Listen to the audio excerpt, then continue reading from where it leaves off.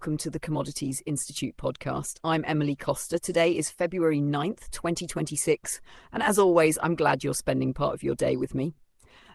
Today's episode is one of those moments where the global commodities picture really comes into focus. Policy decisions in Brussels, weather systems battering southern Europe, farmers in Argentina watching the skies, and quiet but consequential shifts in metals and energy markets are all colliding at once. These are the kinds of stories that don't live in isolation. They echo across shipping lanes, balance sheets, and ultimately prices paid by consumers and industries worldwide. Let's start with oil, but not in the way you might expect.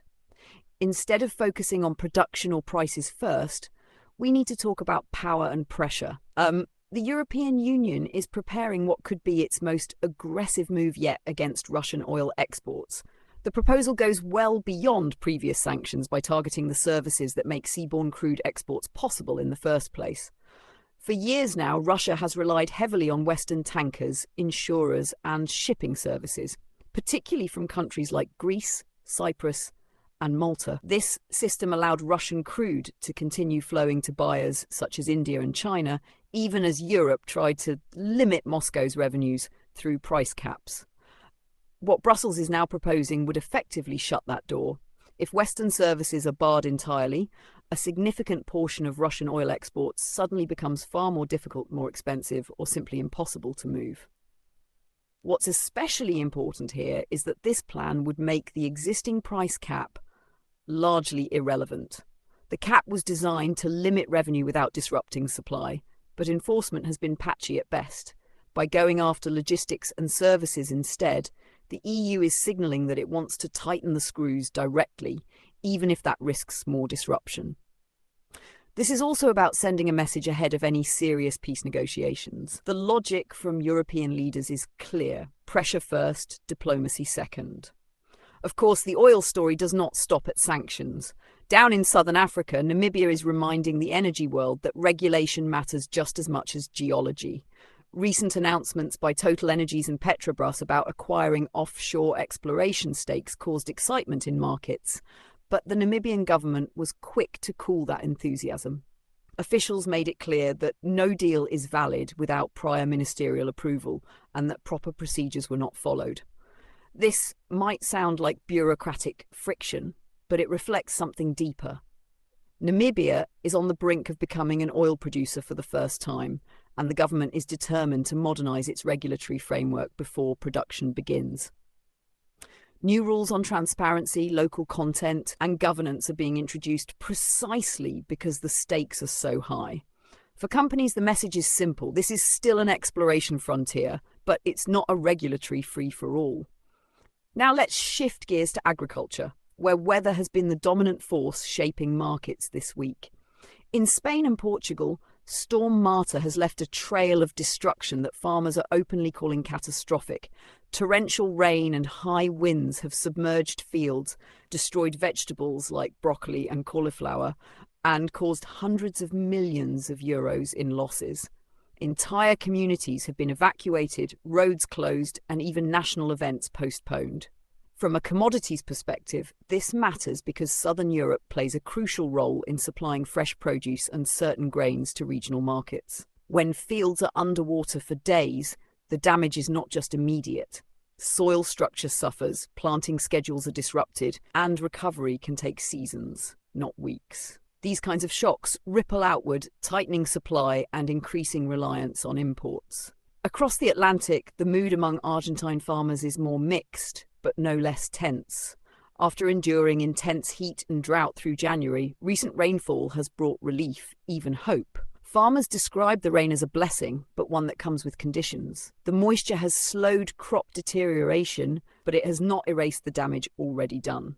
Yield expectations for corn and soybeans are being revised downward, sometimes sharply. What's striking is how uneven the rainfall has been. One farm gets just enough to stabilise crops, while another remains bone dry. This variability keeps markets on edge. Argentina is a major global exporter, and even small changes in output can move prices. Right now, everything hinges on what happens next. February rains will decide whether this season becomes a disappointment or merely a near miss.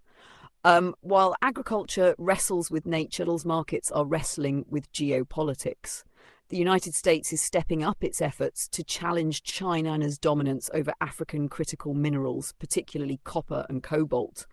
Rather than rushing American mining companies into high-risk jurisdictions, Washington is backing offtake agreements and trading arrangements that redirect output into US-aligned supply chains.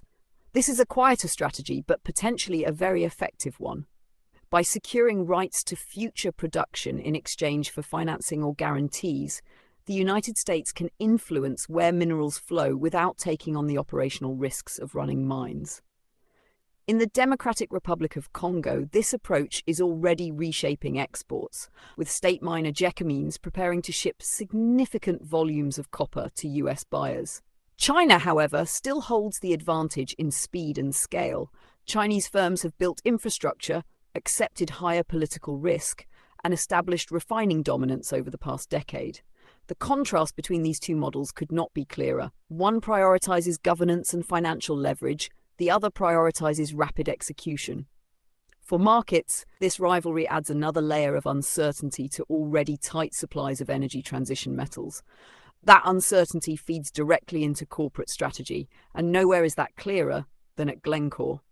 After yet another failed attempt to merge with Rio Tinto, Glencore appears set to focus on asset sales and portfolio cleanup. The goal is to sharpen its exposure to copper, cobalt, and nickel, metals that are central to electrification and digital infrastructure.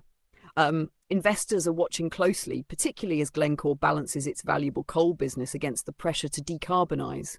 Coal still generates enormous cash flow, especially as prices recover, but it complicates the company's long-term narrative.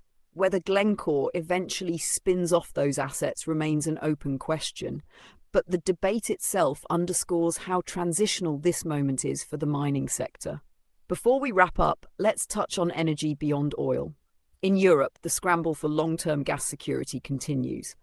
A Greek joint venture is negotiating a 20-year deal for US liquefied natural gas, aiming to supply southern and central Europe as the continent prepares to fully phase out Russian gas. The logic is simple.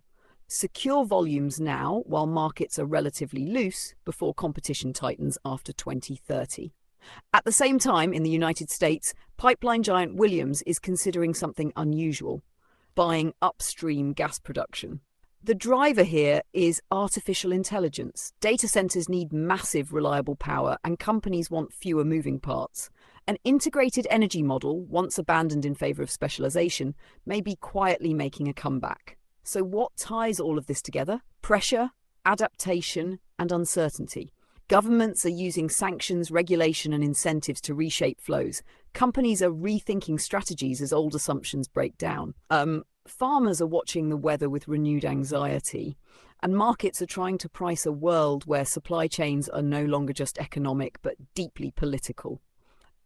That's where we'll leave it for today. If you found this episode valuable, be sure to subscribe, share, and leave a review.